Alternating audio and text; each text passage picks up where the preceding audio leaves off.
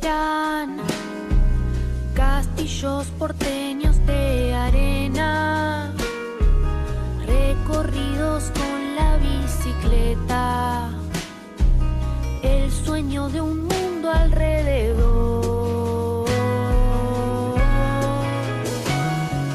Iban volando entre risas golondrinas que se pierden por las avenidas, con el viento siempre a su favor. Me pide una mano para que no pese tanto el alivio que no llega, la palabra que le quema. Era la primera.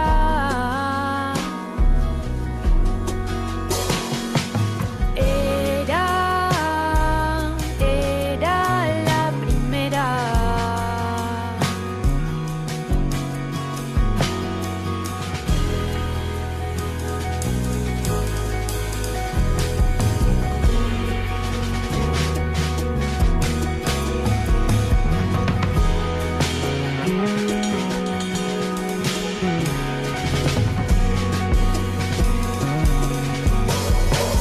Quiero llamarte y preguntarte si seguimos siendo amigos.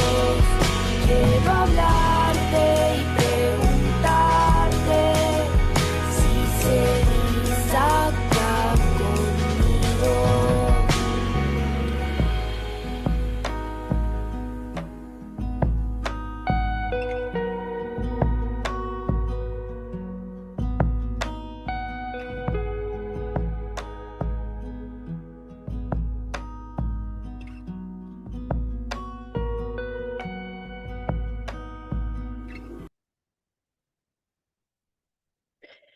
Hola, buenas tardes a todos los que se van conectando, los que ya se conectaron.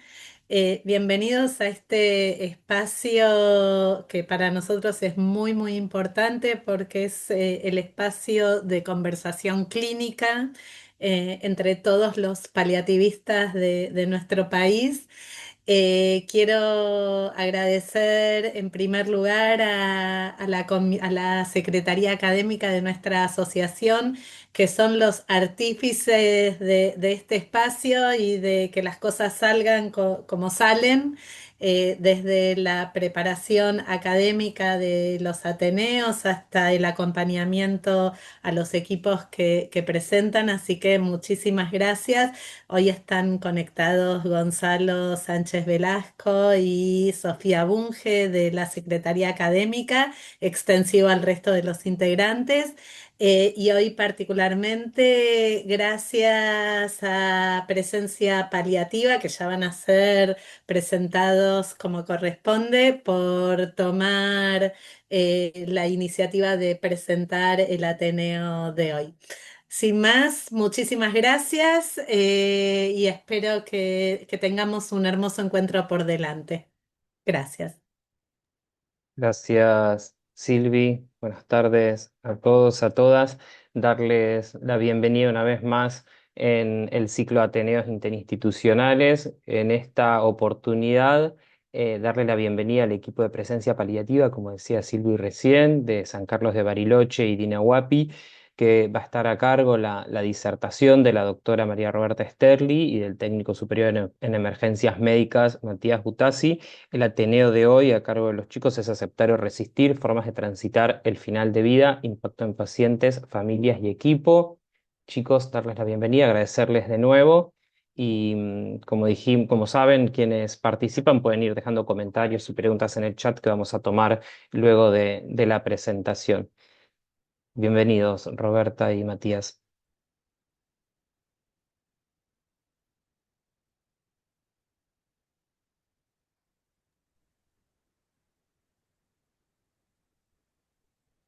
Hola, ¿me escuchan? Hola a todos, buenas tardes. Mati creo que está silenciado. Ahí está. Buenas tardes a todos. ¿Cómo están? Bueno, primero gracias por permitirnos participar de este espacio. Ahora vamos a compartir la pantalla de una presentación y vamos a continuar. ¿La compartís vos? Compartimos por las dudas, porque ¿Cómo tengo estás? inestable la conexión.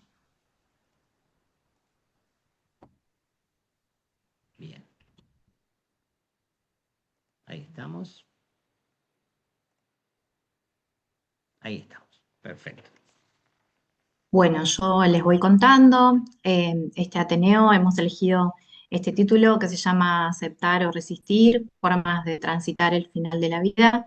Eh, Tras haber acompañado diferentes situaciones en donde las actitudes, tanto del paciente como de las familias, o de aceptación o de resistencia, eh, generaron o hicieron que el tránsito de este camino, de este proceso de fin de vida, fuera diferente y tuviera diferente impacto en cada uno de ellos. Eh,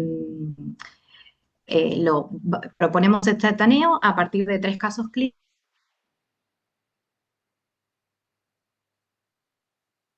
Se fue el sonido. ¿Me escuchan? Bueno, mientras hacemos una pequeña presentación, nosotros somos Presencia Paliativa, somos un servicio de internación domiciliaria de cuidados paliativos que funciona en Bariloche.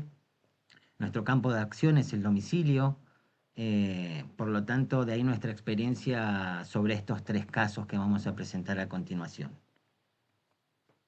La idea y el objetivo del Ateneo hoy va a ser analizar estos conceptos de aceptación versus resistencia y negación y ver el impacto que estos conceptos tienen sobre la familia, sobre el paciente y sobre el equipo.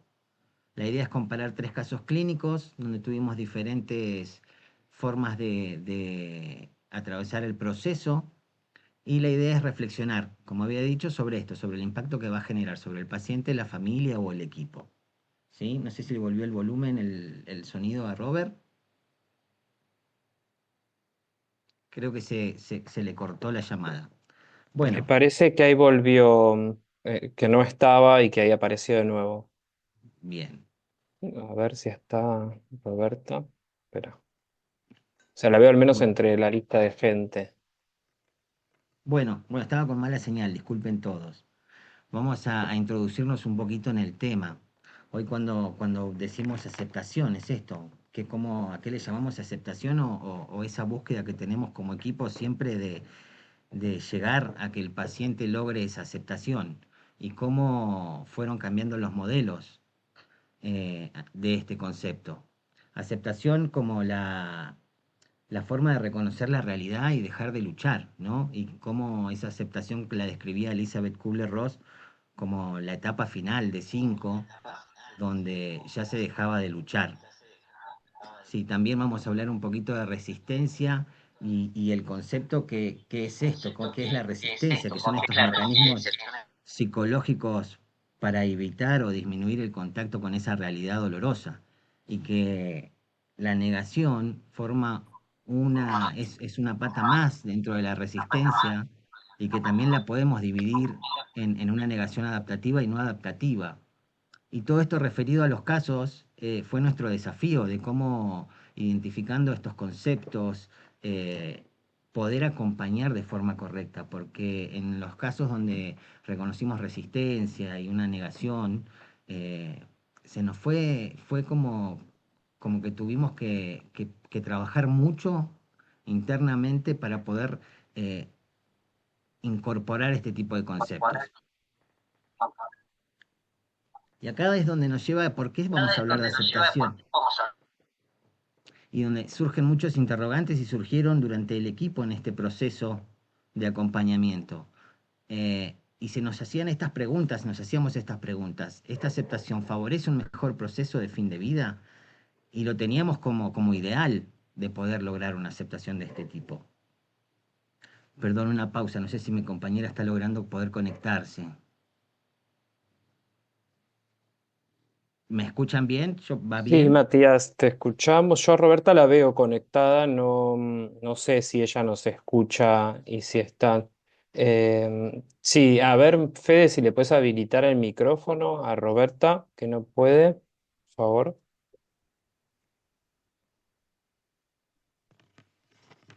A ver ahí, Ahí. Roberta. Ahora sí, ¿Volvió? Volvió. Ahí va. ahí estoy. Perdonen. Bien.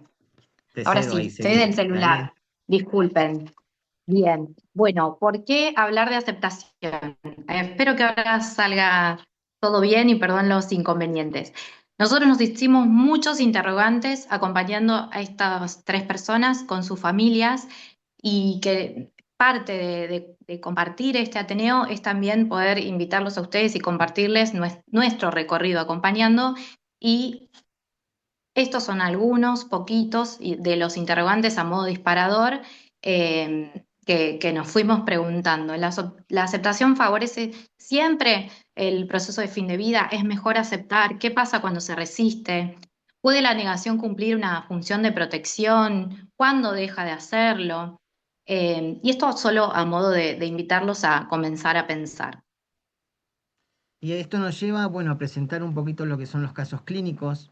El primer caso es la paciente P. A nosotros nos convoca su esposo para tratar un dolor no controlado de forma urgente. Cuando llegamos a la entrevista nos encontramos con una mujer de 60 años, con un cáncer de mama avanzado, metástasis óseas y cerebrales, ya en un ECOG 4. También venía con una carrera de visitar especialistas y múltiples consultas y con nadie sentirse cómoda o poder continuar un tratamiento. Y a lo largo de este acompañamiento fue donde predominó la resistencia en la paciente y una negación no adaptativa, que lo fuimos incorporando a medida que íbamos realizando el acompañamiento. Esto impactaba porque era una mujer que no podía aceptar, no podía reconocer la realidad, tenía una negación muy franca. La familia funcionaba con nosotros de una forma bastante racional, que entendían, pero a la vez validaban mucho esta negación de la persona. Entonces todo esto nos llevó a tener ciertos impactos negativos para el acompañamiento con este paciente. Desde el primer momento había síntomas mal controlados, un dolor no controlado que fue de muy difícil manejo, que nos llevó mucho tiempo poder realizarlo. Claramente se evaluaron diferentes terapias y herramientas para poder lograr esto, pero con el paso del tiempo nos fuimos dando cuenta que esta resistencia y esta negación también impactaba sobre ese manejo del dolor. También nos mostraba que tenía expectativas irreales, idealizando el momento de mejorarse para poder viajar, ya en estadios donde no había posibilidad de terapia curativa. Eso también dificultó mucho esto, la Y relación que pudo también hacer con el análisis de su vida. Sí, Doc, te cedo. La búsqueda de tratamientos milagrosos o de múltiples tratamientos, eh, bueno, el querer viajar a San Martín de los Andes, como sucedió, para que una chamana que ella buscara la curara, o sea, situaciones de mucha expectativa irreal que no coincidía con lo que estaba sucediendo y que nos permitían ver la clara no aceptación de la realidad. Eh, Respecto al cierre biográfico y a que no se pudo abordar las cuestiones del sentido, conexión, bueno, mucho menos de trascendencia, tienen que ver con la dificultad que había de poder intentar conversar sobre esos temas. Había mucha resistencia, como es el título, eh, para poder abordar algo relacionado con alguno de estos temas.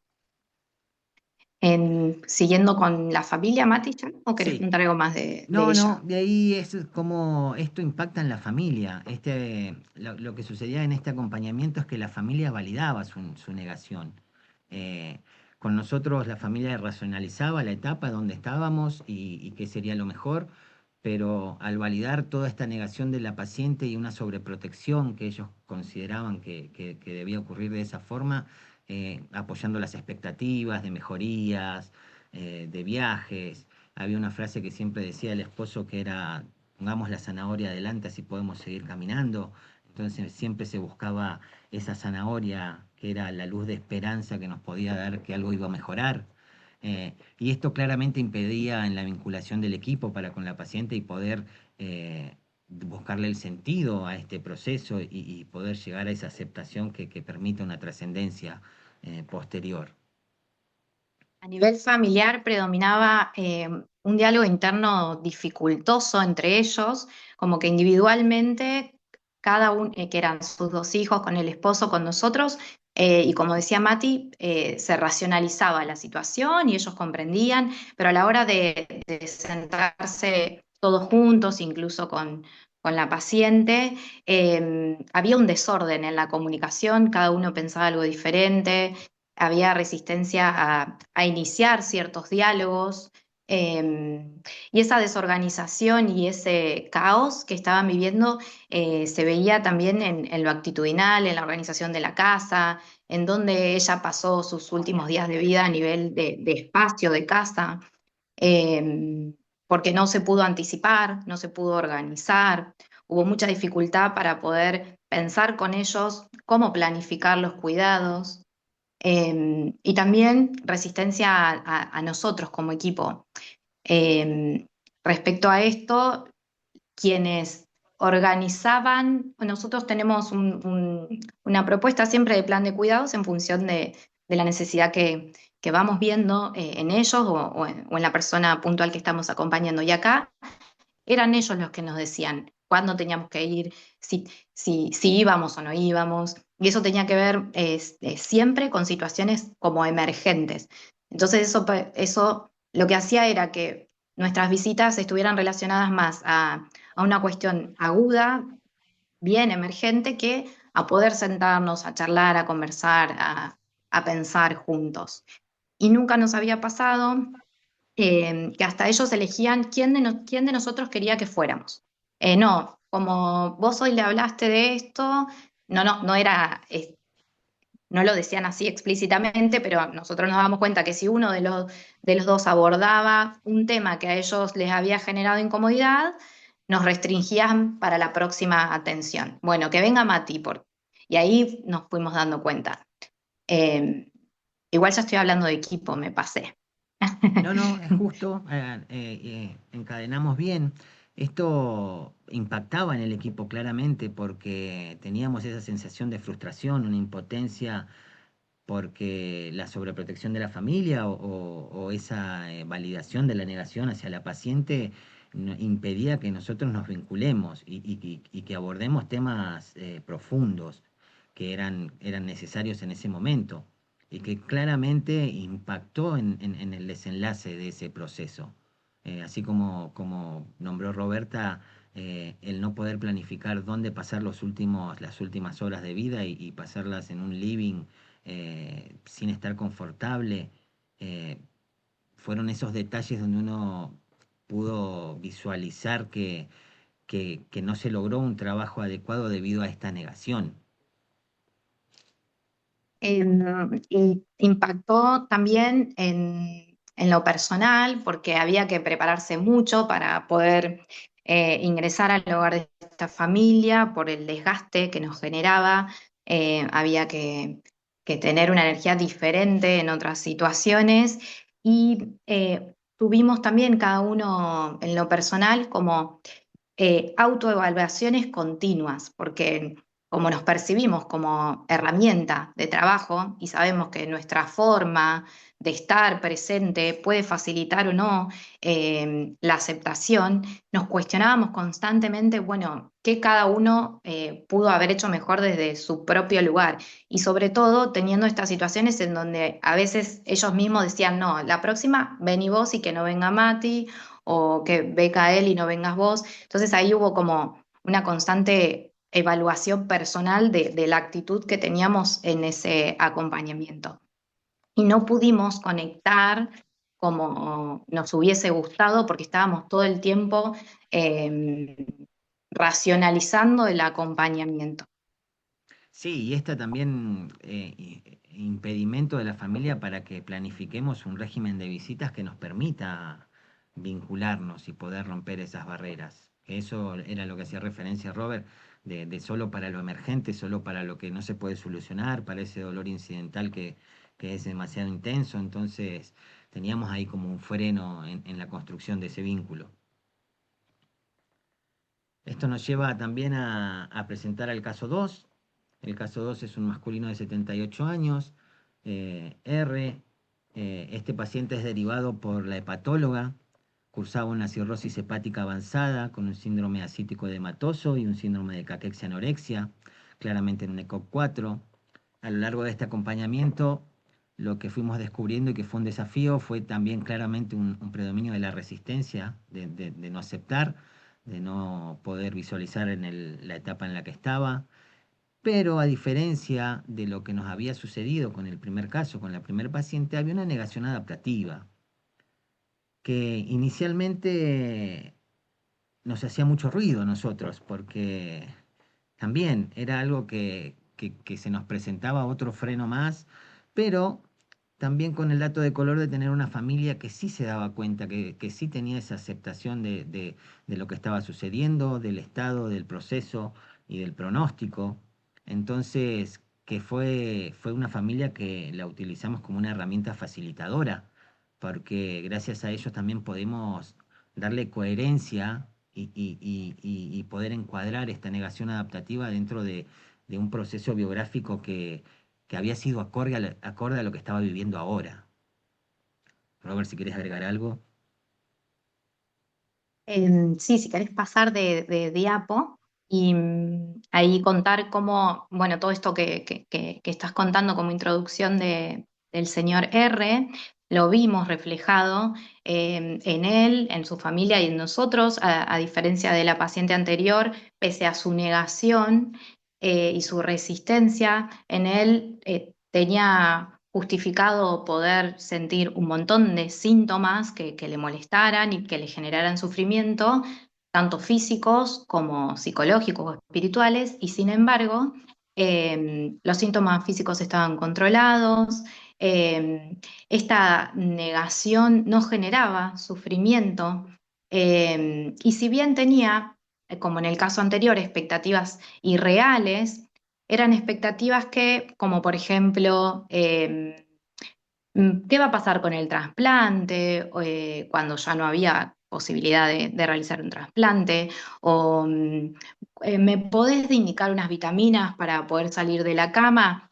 Si bien él hacía estas preguntas, a la hora de recibir la respuesta, que siempre antes de darla preguntábamos si quería que le dijéramos lo que sabíamos, si estaba preparado para escuchar las cosas como eran.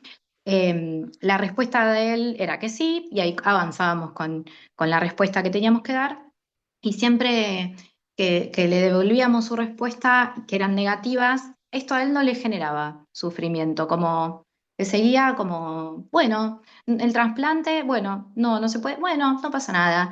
Entonces, eso nos fue mostrando que si bien estaba en una negación, estaba transitando su proceso con confort. Sí vimos una desconexión con el cuerpo y con el proceso, parte, ¿no?, de esta negación, pero volviendo a la idea anterior, esto no estaba generando sufrimiento. Sí, por otro lado, nos dificultó poder abordar con él el sentido de su vida, cuestiones de conexión, por supuesto mucho menos de trascendencia. ¿Por qué?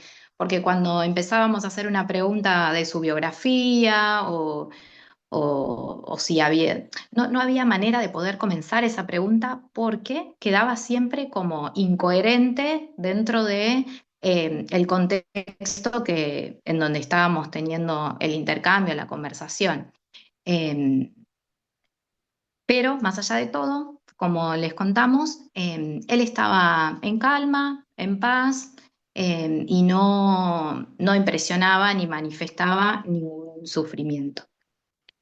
Y eso nos lleva al impacto en la familia, que inicialmente nosotros con esa mirada o ese norte de ayudar al paciente, a la familia, a lograr esa aceptación para aliviar ese sentimiento o ese sufrimiento, eh, lo que sucedía con la familia era diferente. La familia sí tenía una aceptación del proceso de morir, de cómo con lo que estaba sucediendo con su padre. Eh, Después de que es derivado, nos convocan para seguir el acompañamiento y esto permite planificar, permite darles a ellas un cierre. Tenía una hija viviendo en Bariloche y otra en el exterior que pudo venir y acompañar todo el proceso final de su padre, pudieron despedirse. Sí les llevó mucho tiempo, que debido a esta negación, que él sí no pudo cerrar ni pudo hacer el análisis de su biografía, tuvieron tiempo la familia de poder acompañar y cerrar toda esta situación.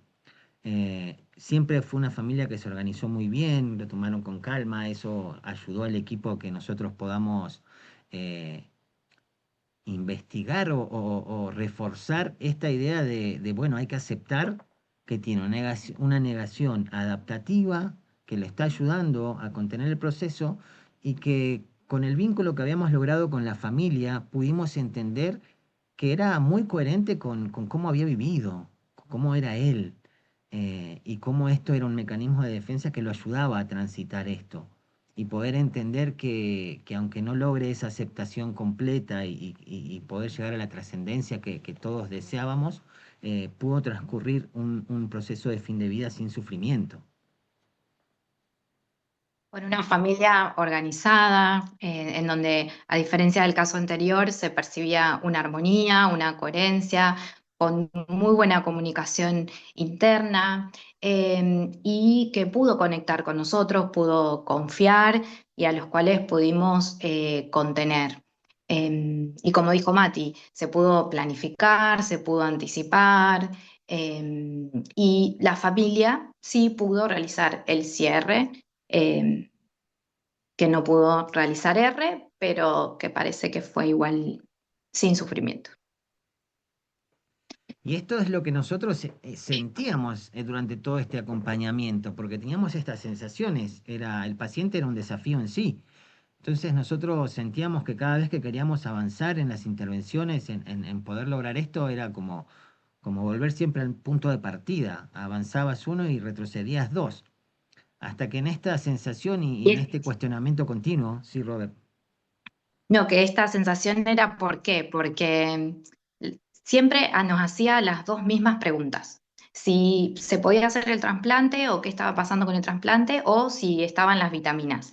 Siempre tenía las mismas respuestas y no, cognitivamente él estaba bien.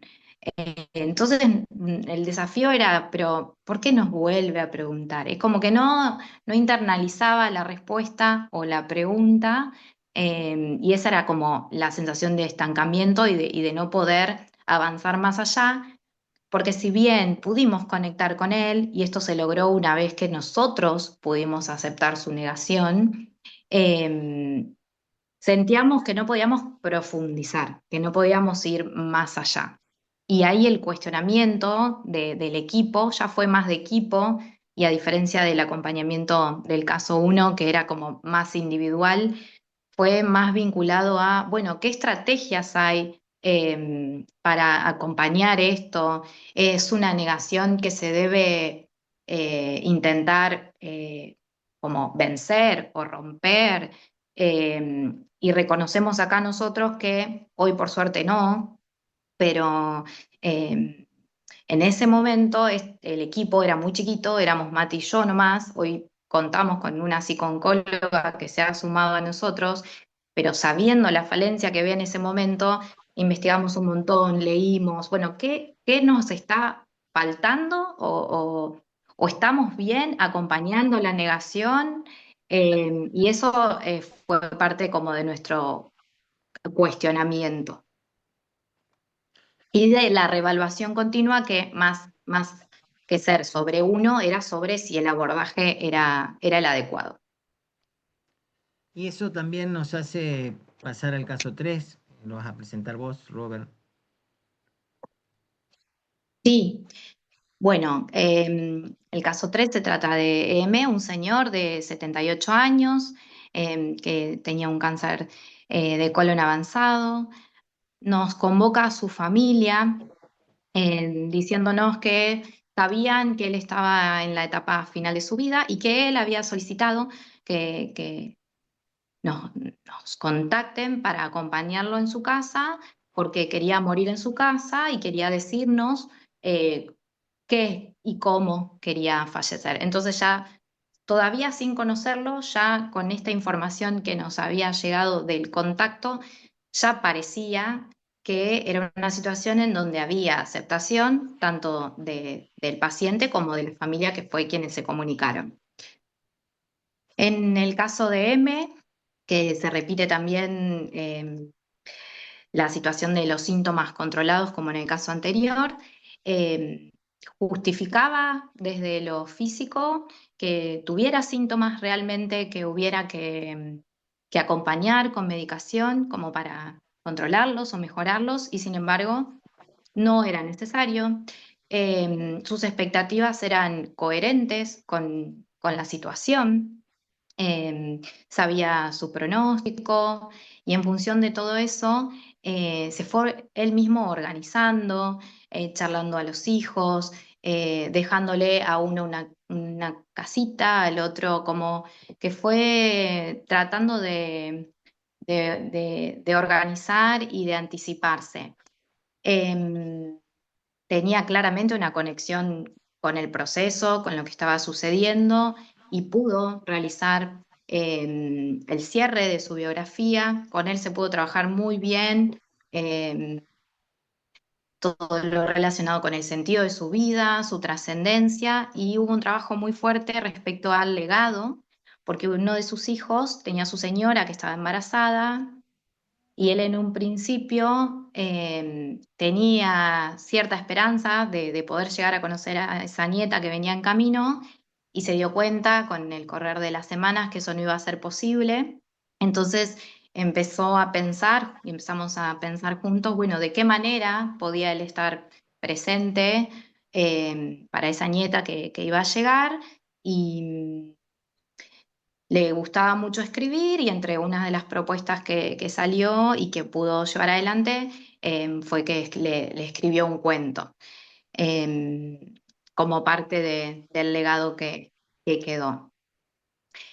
Como para hablar un poquito de la familia, ya pasando a la otra diapositiva, Mati, Bien. era una familia que estaba muy consciente de la situación, muy tranquila, aceptando todo el proceso, acompañándolo con sus deseos, también organizada, en donde se pudo anticipar, planificar. Él fue como el capitán de este barco, ¿no? Porque esta anticipación y esta planificación se hizo también en función de lo que él iba pidiendo o avisando o contando que quería. También en esta casa, en este domicilio, se respiraba mucha calma, mucha armonía familiar, se veía organización, y había muy buena comunicación interna con él y entre los tres hijos que eran y su esposa. Eh, y también hubo muy buena conexión del equipo con él y con la familia. El desafío en este caso fue él por por algo que no era complejo, pero tenía tan claro todo que cuando íbamos al domicilio, él tenía muchas ganas de hablar y de contarte su historia, y te decía que necesitaba contar su historia. eh, y el desafío era poder ponerle un freno o un corte en algún momento, porque eran relatos muy largos, que uno salía muy agotado de esa tensión. Nosotros, cuando entramos a los domicilios, no vamos con un horario fijo, pautado, y tratamos de dedicarle el tiempo que se presenta según la necesidad del momento, y acá superaba lo habitual. Y eso fue como un desafío. Y ahí, ese desafío o eh, eso que hacía ruido, fue la puerta que nos llevó a la escritura, porque empezamos a organizar un poco el relato, y se propuso, bueno, todo esto que me estás contando, no lo querés escribir, y entonces empezó a escribir cartas, empezó a escribir como una mini biografía, y en todo eso también surge lo que ya le contamos respecto al cuento para su nieta.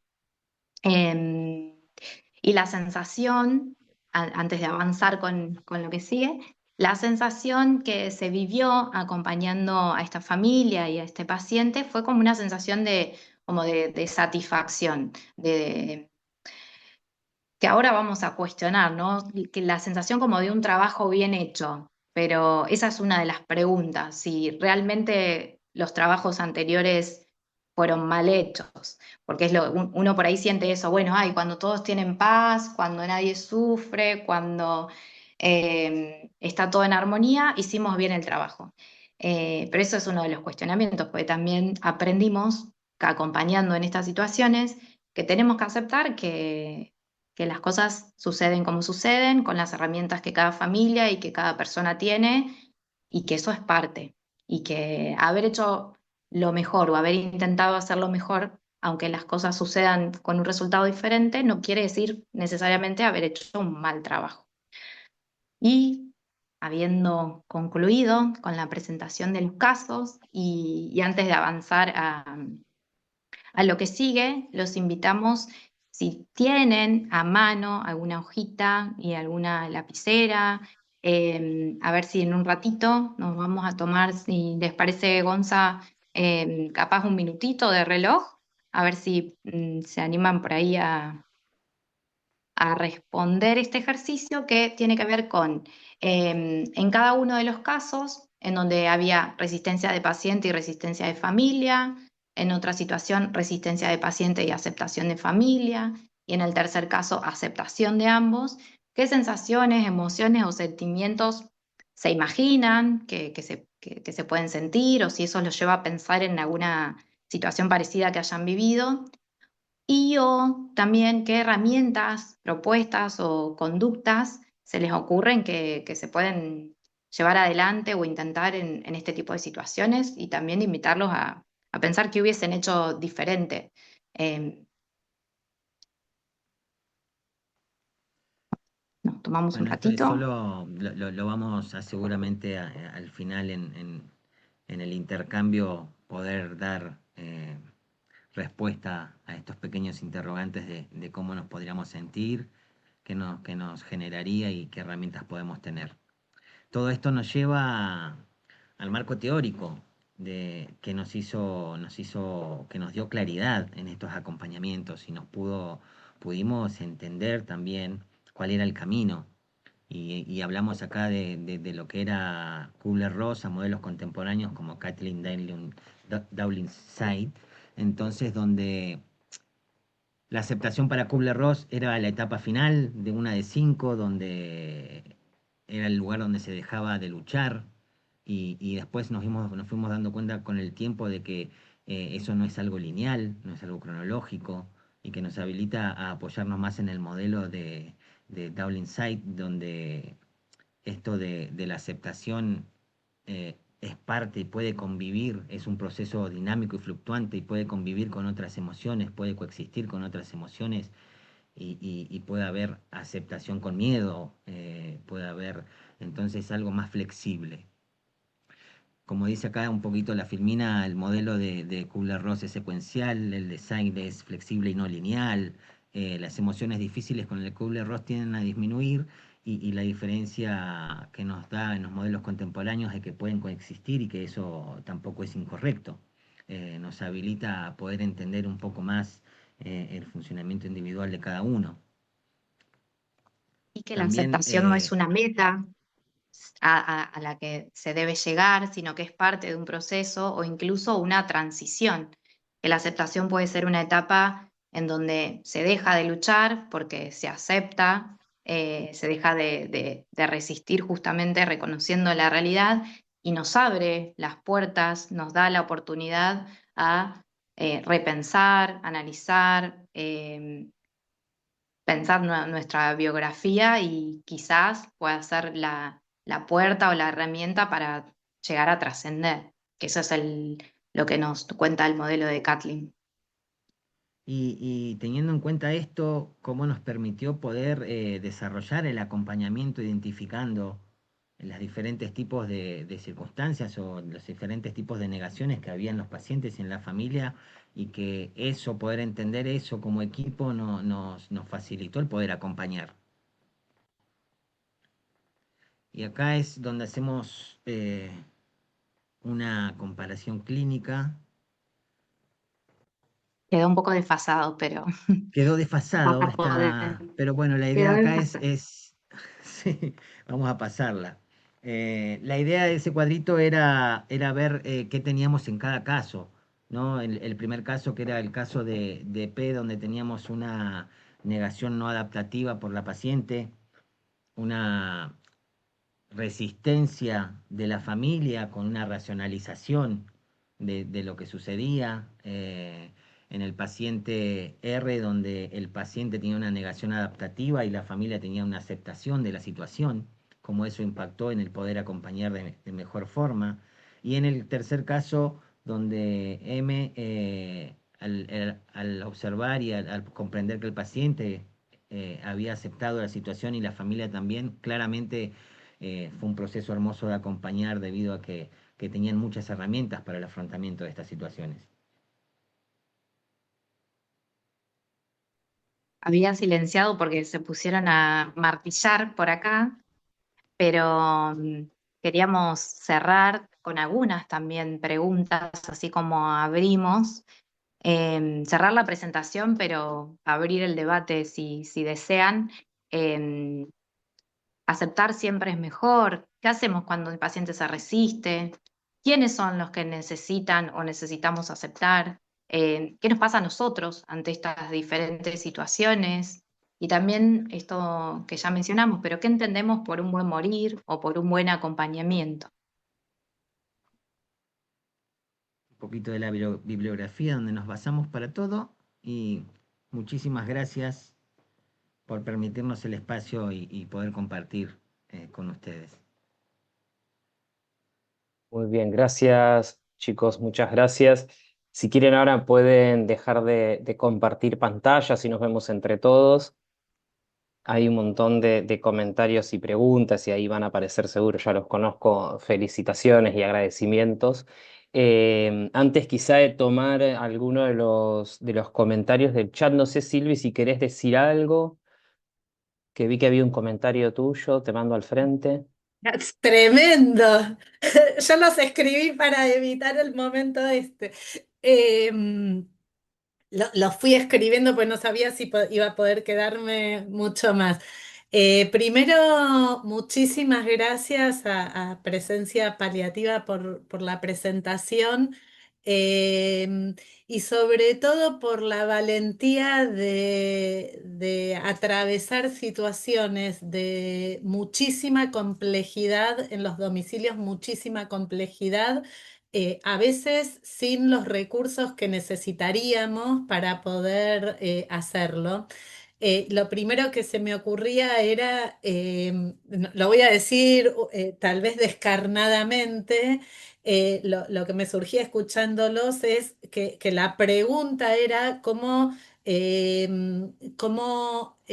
responder a las complejidades que ustedes presentaron, sin un profesional del área PSI que pueda responder a estas complejidades, digo, y me parece que este es un poco el corazón de la presentación, digo, ¿cómo hacemos para responder sin competencias profesionales específicas a situaciones que tal vez necesitarían algo de esto? Con lo cual, felicitaciones porque me parece que la resistencia no está del lado de los pacientes, sino que la resistencia está del lado de ustedes, de resisten poder responder con calidad sin recursos, ¿no? Digo, me parece que es como lo primero a ubicar.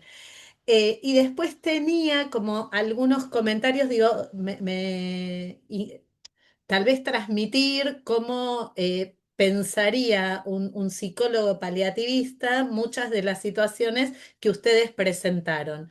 Me parece que esto tiene como un costo personal para ustedes, digo, llevar adelante situaciones así sin recursos, que responde un poco a una de las preguntas que se hace Ramón Vallés en un texto que recomiendo la lectura de qué pasa con los pacientes que por ahí tienen necesidades de intervención de psicología paliativa y en el equipo no hay, pero sobre todo se pregunta qué pasa para los profesionales que hacen intervenciones de psicología paliativa sin ser psicólogos. Y digo porque muchas de las cosas que ustedes plantearon hacen a las competencias específicas de un psicólogo paliativista. Y en este punto me gustaría, digo, no es una crítica hacia ustedes, ¿eh?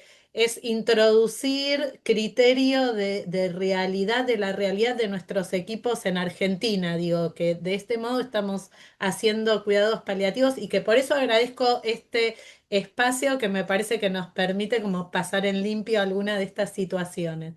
No, Em, y perdón que ahí te hago un aporte. Claramente era visto como una debilidad del equipo, no tener esa rama. Por lo cual, justo hablamos con Gonzalo, hace un mes y medio, incorporamos la rama de psiconcología al equipo, que ya es parte del equipo base, para poder trabajar esto. Y es como decís vos, el impacto que genera en el equipo también, atravesar estas Tiene un situaciones sin costo recursos. altísimo, tiene un Sí, costo altísimo.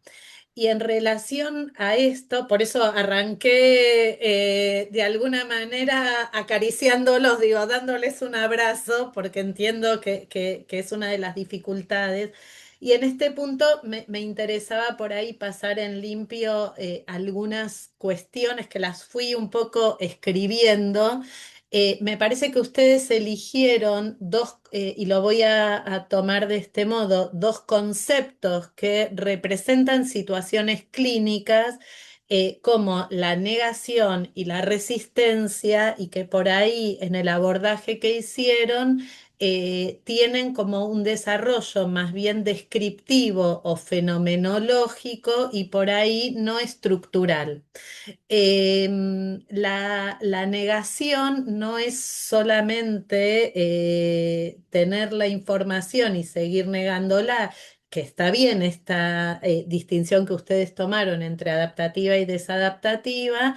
La negación es un tratamiento, es tal vez el único tratamiento que alguien puede hacer en relación a lo que se sabe, ¿sí? Digo, la negación como mecanismo es un mecanismo psíquico, es un mecanismo psíquico. La negación ya es elaboración de lo insoportable que le puede resultar a alguien saber fehacientemente lo que le está pasando. La aceptación no es una conquista en relación a la negación, sino que la aceptación exactamente es un mecanismo de defensa, descrito como mecanismo de defensa. La aceptación en realidad es un trabajo sobre, más que sobre la negación, sobre la posición subjetiva en relación a la realidad, el modo en el que alguien logra pararse frente a lo que le está pasando, ¿sí? Digo, me parece que por ahí esto es interesante. Ustedes preguntaban por la intervención, digo, la intervención es propia de una intervención, sí, en el punto donde de lo que se trata es de una elaboración psíquica sobre lo insoportable de la situación, eso por un lado. Por otro lado, yo mencionaba, digo esto y me callo la boca para no acaparar, porque no quiero, pero sí me parecía importante poder transmitir qué es lo que nosotros en el contexto de cuidados paliativos entendemos, digo, en una versión que va un poquito más allá de una versión interdisciplinaria de la negación y la aceptación. Con la resistencia, digo, la resistencia me parece que puede ser entendida no como la falta de voluntad de decir, sino justamente se resiste lo que resulta más insoportable y se resiste lo imposible de decir. Y ahí hay una intervención. No trabajamos sobre la resistencia, sobre levantar la resistencia, sino sobre acompañar modos de tornar más soportable lo insoportable, ¿sí? Y por último, y prometo que me callo, pero retomo algo de lo que fue mi comentario, un poco yo entiendo que la metáfora de la lucha da cuenta del esfuerzo que tenemos el esfuerzo denodado que hacemos a diario frente a situaciones complejas. Pero un poco lo que planteaba es que tal vez necesitamos ser cuidadosos con algunas metáforas que usamos para describir las dificultades y la adversidad, porque a veces cuando planteamos las situaciones clínicas en términos de lucha, lo que subyace desde el equipo es como una suerte de voluntad de dominio, que los pacientes se adecúen como a un ideal predeterminado de lo que debería ser. Y tal vez podemos empezar a pensar que los pacientes, tal vez el último ejercicio de autonomía que tienen nuestros pacientes es seguir resistiendo. Digo, y a mí por lo menos me encanta pensarlo de ese modo. Así que gracias porque hicieron un montón. Ustedes dos solos con una realidad que seguramente es muy adversa. Gracias. Gracias, Silvi. Voy a tomar algunas cositas más del chat. Perdón que estoy sin cámara, pero tenía muy mala señal y en un momento dejé de escuchar y por eso apagué. Había un comentario de la doctora Victoria Rey que se preguntaba si la aceptación debía ser un objetivo del acompañamiento. No sé si está Vicky por ahí, si la podemos, a ver, la podemos Ahí estoy, desmutear. Hola Vicky. ahí estoy. Hola Robert, hola Matías, hola a todos. Ahora hablo 2 minutitos sobre lo que quise poner, pero sobre todo no solamente agradecerles por la valentía de sostener algo tan difícil con recursos limitados, sino por presentar algo que representa a muchísimos equipos hoy por hoy, ¿no? En muchos lugares, que no cuentan con equipos multidimensionales que pueden abarcar todas las esferas. Quizás en el primero o en el transcurso, y muy posiblemente a punto de partida de esto, y yo te conozco, Robert, y entiendo que esto es un proceso, y creo que entiendo lo que quisieron mostrar, pero sobre todo para todos los que están escuchando, em, cuando hablamos de no lo logramos, llegar al mejor cierre posible, em, el objetivo, parecería que como que el objetivo es, como decía Matías antes, que se cumplan todas las etapas hasta, ¿no? Por eso yo puse, ¿es la aceptación un objetivo? Que creo que responde a algo de las preguntas que ustedes que utilizaron para mover el avispero hoy, ¿no? Em, Creo que lo más importante es que entendamos, porque a veces entendemos los conceptos con lo que decimos, pero llevarlos a la práctica es muy difícil. Tratar de facilitar o ser solamente espectadores de un proceso, espectadores activos, ¿no? Acompañando activamente y sosteniéndonos en un espacio que nos genera frustración, que ya entramos, porque podemos decir que todos los acompañamientos, pero la verdad que muchos acompañamientos nos generan un montón de cosas y que tenemos que prepararnos para poder entrar. Y poder sostener eso, quizás ese sea como el objetivo, ¿no? El objetivo es poder sostener sin necesidad de ponernos un objetivo claro. Quizás es como lo más difícil, me parece, porque desde lo intelectualizamos un montón de estos conceptos, pero cuando inevitablemente quisiéramos que todos cumplan algo idílico que en realidad no existe, porque va a ser el proceso, como decías vos, Robert, del otro, no el que nosotros queremos del otro. Y ser facilitadores, que muchas veces ser facilitadores es esto que aprendimos de solamente estar presentes, solamente sostenernos ahí. Eso solo debería o puede ser el sustrato para facilitar lo que tenga que ser, es muy difícil, porque venimos con el chip de que la muerte ideal es esta, que en el domicilio tienen que sucederse estas cosas, que tenemos, lo dijo alguien en un comentario. Entonces, poder desandar eso que nos armamos en la cabeza a veces es muy difícil. Y cuando no tenemos el recurso suficiente, mucho más, porque nos exponemos a que los equipos se terminen diluyendo en poco tiempo, ¿no? Esto que decías vos, cuando no logramos sentir la satisfacción y nos frustramos más de lo que de la satisfacción que conseguimos, y es donde los equipos se terminan cayendo.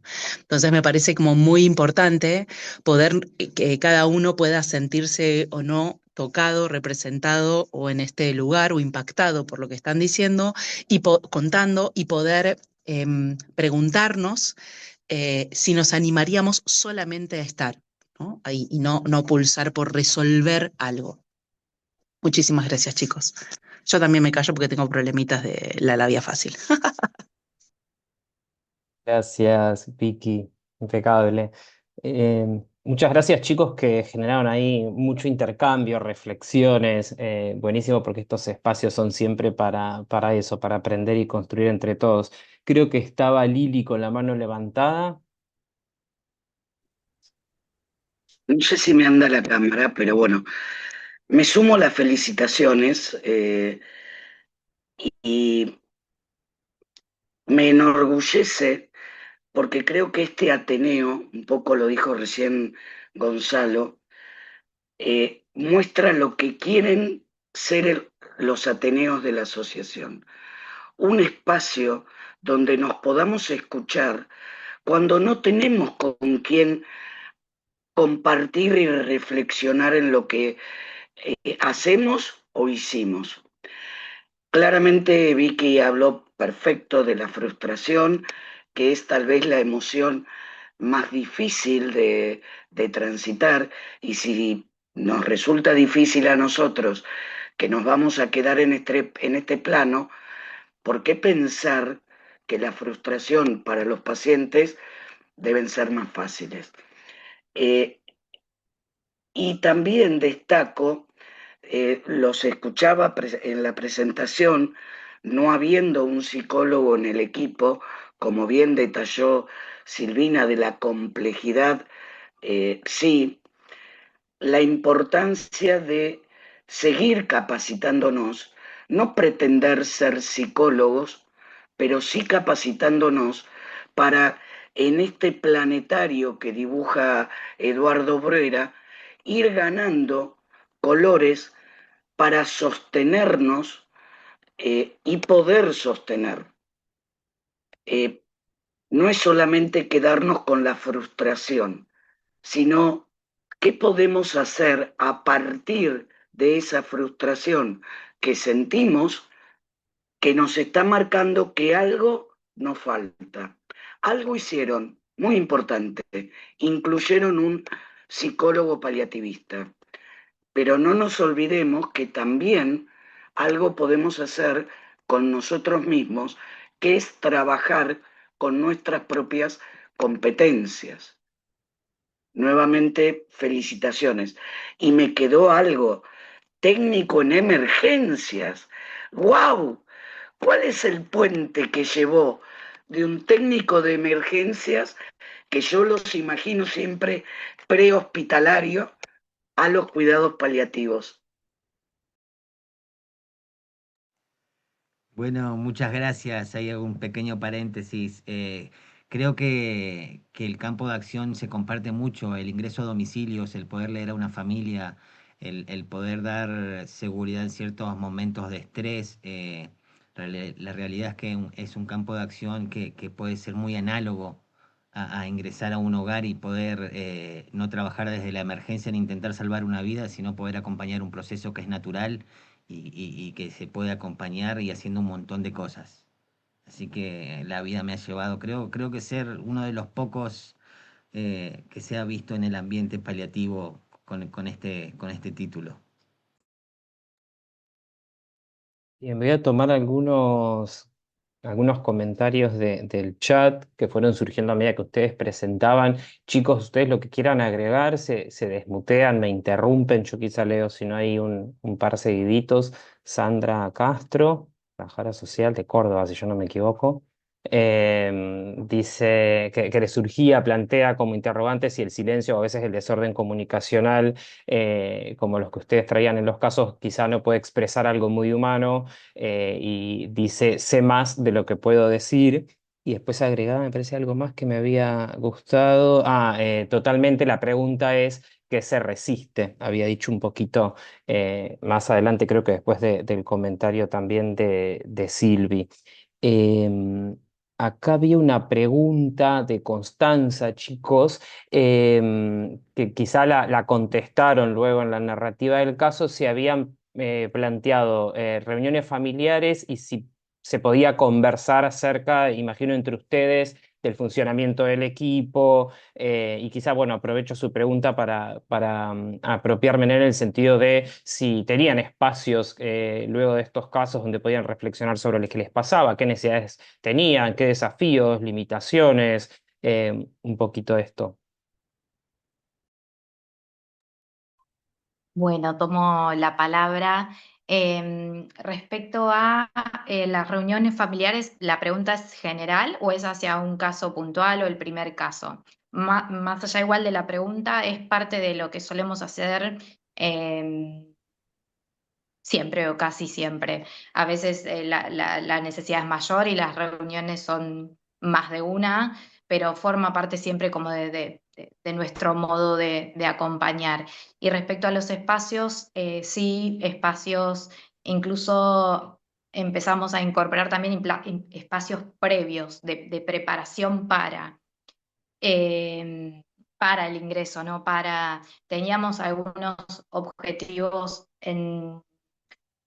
previos de acompañamiento, pero que no eran objetivos rígidos, sino que, bueno, con lo que está pasando, hoy quizás deberíamos intentar esto, pero bueno, después, como todos sabemos, eh, nos acomodamos y nos moldeamos a lo que encontramos en cada situación. Y también había espacios posteriores tanto de cómo nos sentimos cada uno, que eso se habló un montón, y también espacios posteriores de lectura, como de seguir investigando, de seguir aprendiendo. Y tomo también lo que decía Vicky, esto de la presencia, y qué se nos generó a nosotros en los dos primeros casos, que había una sensación de incomodidad, de no saber si estábamos acompañando bien o si había alguna intervención que seguramente por lo que escuchamos de Silvi, si hubiésemos tenido en ese momento una psicóloga, una psicooncóloga o psicólogo o oncólogo, la hubiese hecho desde su expertise, perdón, no sé, ahí bien. Eh, pero bueno, nosotros nos preguntamos, ¿hay algo puntual que no estamos haciendo? Y más allá de las preguntas, sostuvimos la presencia y pudimos vencer la incomodidad aceptando nosotros lo que estaba pasando.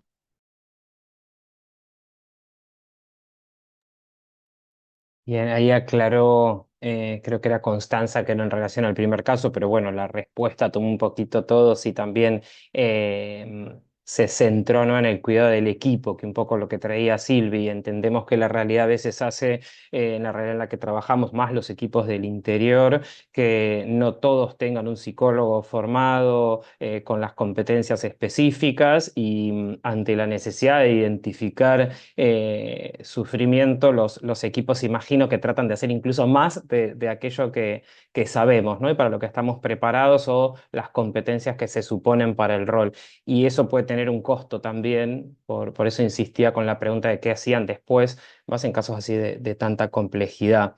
Ahí Gala Barras decía, preguntaba qué nos incomoda de la resistencia del paciente, si nos frustra o si la podemos observar como parte quizá de alguna realidad.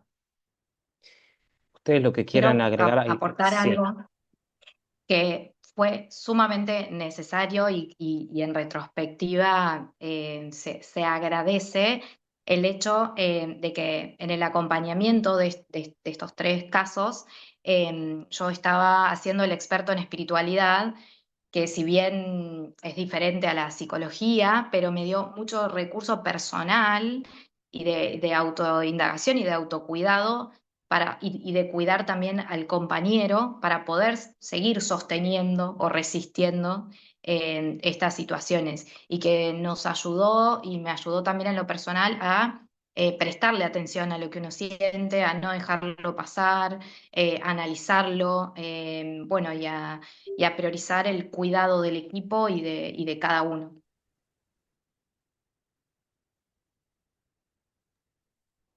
Bien. Ahí, Daniela, Silvi, ¿vas a decir algo? Perdón, que veo que te No, sí, desmuteaste. me desmuteé, pero no, sigamos y después veo. No, no, no hay problema. ¿Ah? Yo estaba mirando ahí qué decir. ¿Qué te parece? No, porque sigo pensando, bueno, está un poco en línea con lo que sea, lo sigo escuchando y se me va abriendo la cabeza hacia un montón de lugares. Digo, ¿cuáles son las consecuencias para los equipos y para los profesionales cuando tal vez cuando están compelidos, obligados a participar porque no hay otro que pueda tomar la posta? Entonces me pregunto, digo, me parece que por lo menos que estaría muy bien si dejamos planteada la pregunta, tal vez no tanto de que ustedes se formen en el manejo de la resistencia y la negación, sino dejar planteada la pregunta de qué pasa con los profesionales cuando no tienen que intervenir sin formación específica, quién puede tomar la posta, qué estrategias necesitamos introducir para poder responder mejor, porque vuelvo a decir, valoro por sobre todo que se hayan quedado cuando tal vez hubiesen preferido correrse de la intervención por la que están preguntando en este momento. Y tal vez hay una instancia que define más lo que sucede. Por ahí no es solo frustración lo que nos atraviesa, sino decepción. Digo, y me parece que la decepción muchas veces cala mucho más hondo que la frustración. Eh, entonces, me gustaría, digo, eh, mm, vuelvo con la pregunta hacia quienes estamos de este lado, ¿qué nos toca hacer para acompañarlos en estas realidades? Por ahí uno de los comentarios era pedir colaboración en equipos vecinos, y el trabajo en red y la formación siempre son buenas estrategias. Estaba justo pensando en eso, que había un comentario que planteaba lo de los equipos vecinos y qué importante, ¿no? A veces hacer redes. Em, y estaba leyendo unos comentarios de Daniela. Roberto, ¿ibas a decir algo? Sí, es algo Sí. importante que no pusimos, Mati, pero que la señora del caso uno y ahora no sé por qué, es algo que lo bloqueamos, por algo será, estaba acompañada por una psicóloga con la cual teníamos comunicación, pero era como que íbamos por rutas diferentes, como que ella abordaba ciertas temáticas en las sesiones que tenía, que no eran en su casa además, lo cual le hacía que ella no pudiera ver como toda la dinámica familiar que nosotros sí veíamos, y cuando hablábamos es como que cada uno parecía que estábamos acompañando a otras personas, íbamos por rutas muy distintas. Pero sí, era un dato que no lo pusimos, mi cerebro lo borró y el de Mati también. Pero ella sí, en lo individual, estaba acompañada por una psicooncóloga que trabaja sola en su consultorio. Ah, ok, iba a hablar de la formación específica en psiconcología o en cuidados paliativos, en psicología paliativa en particular. Pensaba que el trabajo en equipo también es una construcción y la interdisciplina es una construcción, incluso en los que coexistimos a veces no es tan sencillo si no pertenecen a la misma institución, que se implica un trabajo ahí de comunicación y de ver cómo arribar a estrategias en conjunto un poco más difíciles. Vicky, habías levantado la mano, me pareció. A ver. Sí, pero tenía que ver con esto. Mira qué interesante, Robert, porque venía pensando, em, cuán importante, porque no solamente tiene que ver con el trabajo en equipo en distintas instituciones, sino en adquirir habilidades específicas. Ya en Córdoba se presentó todo el documento acerca de habilidades específicas en las distintas categorías de los psicólogos paliativistas, que tampoco son en su... tampoco son las mismas que el psicooncólogo puro, ¿no? O sea que si necesitamos permanentemente capacitarnos, y ahí entiendo que quizás no nosotros necesitamos tener algunos conceptos para cuando estamos solos, los que no somos psicólogos, pero la importancia de capacitarse en aspectos específicos, porque no todos los psicólogos tienen por qué trabajar determinados o entender o estar acostumbrados a abordar determinadas situaciones. Entiendo, desconozco estrictamente cuál es la formación, pero sí reconozco que hay una formación específica de los psicólogos paliativistas que necesitamos empoderar de alguna manera, solicitando que se haga, ¿no? Que adquieran herramientas, no solo para poder acompañar mejor, sino también para cuidarse mejor, porque también, porque si no parecería que el psicólogo viene de la estratosfera a solucionarnos todos los problemas, y también el psicólogo tiene licencias por enfermedad después, también tiene burnout, también tiene, no es que está capacitado para todo porque es psicólogo, ¿no? Entonces me parece que es un gran espacio para... Mira, justo me estaba llamando una psicóloga amiga, la borré. También es importante aprovechar este espacio para poner en valor todas estas capacitaciones que la Comisión de Psicología viene haciendo ya desde hace unos años en la asociación, y que no es lo mismo, ¿no? Todas las habilidades ni todas las expertices, no sé cómo se diría. Bueno, Gracias, Vicky. Ahí había un par de comentarios de preguntas de Daniela. Decía, la resistencia, pregunta, ¿puede tener que ver con la esperanza que la persona tiene de recuperarse y aceptar? ¿Sería como dejar ir esa esperanza? Es decir, darle paso a la muerte propiamente dicha.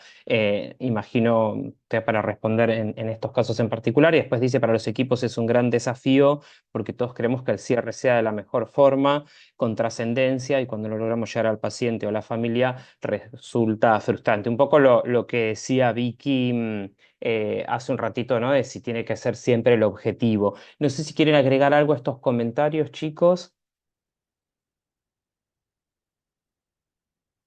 Bien. Son temas igual que fuimos un poco conversando, me parece, o si quieren agregar, Roberta, Sí, algo más.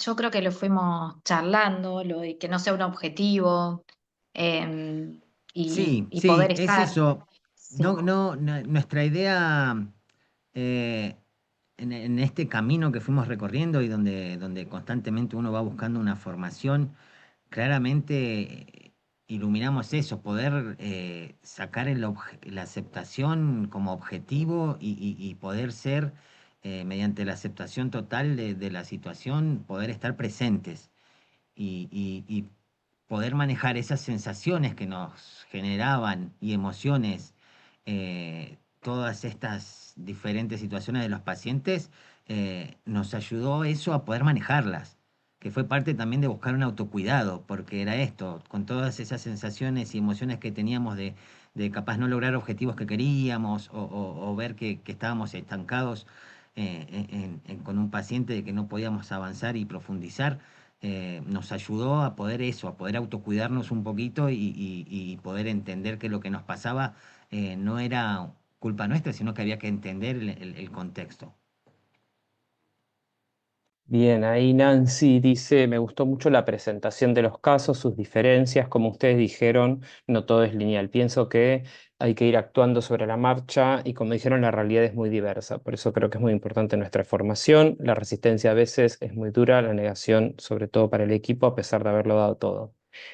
Em, Bien, después Constanza agregaba, ¿no? La importancia de que es el paciente quien define el proceso, la importancia, ¿no? de nuestras expectativas, que si nuestras expectativas predominan, muchas veces puede ser, ella dice es frustración segura, digo, muchas veces puede ser frustración. Ahí está el comentario también de Constanza del trabajar con equipos vecinos y en red. Antonella también les agradece y les dice que hermosa la presentación. Destaca también lo que veníamos diciendo de la valentía de mostrar lo que ocurre muchas veces en la realidad, y que podamos seguir ofreciendo presencia más allá de los resultados. Sandra Chacón, felicitaciones, me encantó la valiente y sincera presentación de los casos. El trabajo en un equipo interdisciplinario, estas situaciones siempre nos generan debate y la mirada psicosocial nos alivia la frustración y nos sostiene para seguir acompañando a estas familias difíciles, podríamos decir entornos a veces complejos en el cuidado. Yo quiero Em, agregar, Gonza, y Sofi. creo que dejarlo como mensaje claro, ¿no? Que, porque tal vez no sé si quedó tan clara acá, nosotros cuando tuvimos la reunión con ellos, realmente ellos identificaban muy claramente que por las situaciones y los casos que estaban siguiendo, necesitaba la necesidad de incorporar a alguien del área de psi. ¿No? Entonces me parece que esto y traer esto como desafío, como debilidad claramente identificada, y bueno, que hace un mes la buena noticia es que han incorporado entonces también con esta población de pacientes que están siguiendo, como ahora están como fortaleciendo el equipo para realmente poder eh, abordar estas situaciones. Entonces, tanto beneficio para pacientes, familias, como para ellos como equipo. Entonces, yo quiero eso remarcarlo porque es algo que fue muy claro en el trabajo y no sé si quedó tan acá plasmado, y creo que eso es esto de identificarnos, reconocernos y ver qué necesitamos e ir por ello, ¿no? Entonces, felicitaciones y quería marcarlo. Gracias, Sofi. Hay también mensajes de felicitación, alguien a quien acompañaron en una situación familiar, que además es profesional de la salud y no conocía esta rama, ¿no? Todavía tenemos tanto por hacer, incluso en difusión y en cabildeo. Daniela Suto, una referente del voluntariado, dice felicitaciones por esta presentación compartida y por el gran trabajo que hacen. Silvina les dejó un saludo que se tenía que ir y se agradeció de nuevo el trabajo que están llevando adelante. Marcela también, felicitaciones Roberta y Mati por la presentación, felicitaciones por vuestro trabajo desde el Bolsón, ahí más cerquita. Muchas gracias por compartir, dice María Eugenia también, estas experiencias y reflexiones. Vicky, ahí dice una debilidad que se convirtió en oportunidad. Sandra desde Córdoba, hermoso espacio para reflexionar, debatir y sostener nuestras prácticas desde un saber científico, gracias. Y Luca, felicitaciones, muy buenas las disertaciones, a seguir creciendo. Tenemos ahí unos minutos más y Hernán también lo felicita. Plantea cómo a veces desde otros sectores clínicos se plantea el que no hay nada más para hacer y que por suerte la tenacidad se mantiene siempre presente y la escucha activa y les agradece también lo que le han enseñado. Si quieren agregar algo, chicos, antes de los avisos, ya tenemos unos minutitos para ir cerrando. Agradecimiento, agregaríamos, por escucharnos, por el espacio, por debatir con nosotros, em, y que quede claro para todos que la aceptación no es un objetivo y que es la presencia, y también buscar las herramientas personales y del equipo para poder seguir cuidándonos y poder seguir acompañando de la mejor manera que podamos. Muchas gracias a todos y gracias por el espacio. Cada espacio que podamos compartir de esta manera es un crecimiento, así que les agradecemos a todos. Muchísimas gracias, chicos. Muchas gracias por el espacio, muchas gracias por promover todo este intercambio y gracias a todos los que participaron hoy. Como siempre, para despedirnos, algunos de los avisos de las próximas actividades. El próximo encuentro de comisiones es el jueves 11 de junio, 18:30. La Comisión de Nutrición presenta planificación anticipada de cuidados aplicada a la alimentación y soporte nutricional, a cargo de las licenciadas Agustina Senese y Daniela Distel. Es una actividad libre y gratuita sin inscripción previa. El 27 de mayo, perdón, estoy leyendo, casi leo no, acá está mal la fecha. Em, Miércoles 24 de junio, 18:30, cuando cuidar duele, claudicación en el cuidado de un niño con epilepsia refractaria, a cargo del doctor José Silva, la licenciada en terapia ocupacional Pilar Muñoz, del equipo de cuidados paliativos de Tandil. y recordarles que los esperamos del viernes 2 al domingo 4 de octubre en Mar del Plata para el 12º Encuentro Nacional de Cuidados Paliativos. Toda la información de nuestras actividades están en la página web y en las redes sociales de la asociación. Ya están abiertas las inscripciones para el encuentro nacional. No se duerman en los laureles, que hay valores promocionales hasta el 30 de junio. Y los invitamos, como siempre, a hacerse socios si todavía no lo son. Muchas gracias. Eran castillos porteños de arena, recorridos con la bicicleta, el sueño de un mundo alrededor. Iban volando entre risas golondrinas que se pierden por las avenidas, con el viento siempre a su favor. Me pide una mano para que no pese tanto el alivio que no llega, la palabra que le quema.